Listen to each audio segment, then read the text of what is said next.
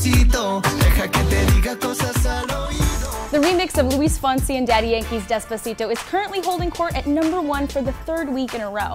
The original was already an international hit, charting in multiple countries, including the United States, but has broken a slew of records since Justin Bieber hopped on the remix. But does the meteoric success of this one Spanish-language song mean another Latin boom in mainstream pop is on the way?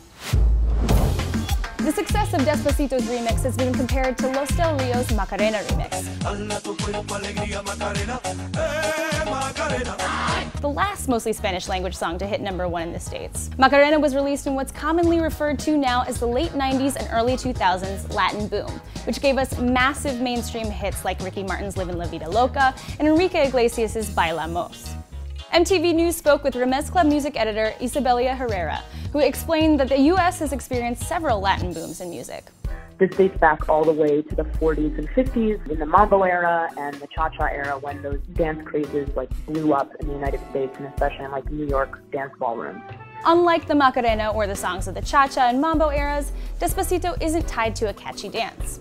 As a pop song that fuses elements of reggaeton, what Despacito is tied to is a growing trend in Caribbean-originating sounds and rhythms in mainstream pop music right now, like Rihanna's Work, Drake's Controlla, and Bieber's own Sorry. Reggaeton's dembow rhythm, the dancehall rhythm that comes out of reggaeton, is all part of an African diaspora in the Caribbean. Reggaeton comes from Jamaican dancehall, reggae en español from Panama, and then the Puerto Rican context.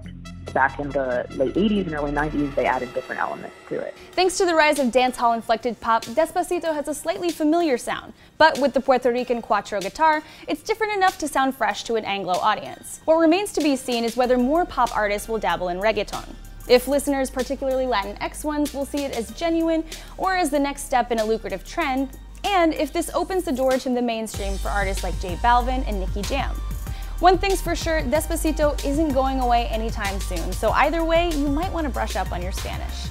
Yep, you too, Biebs.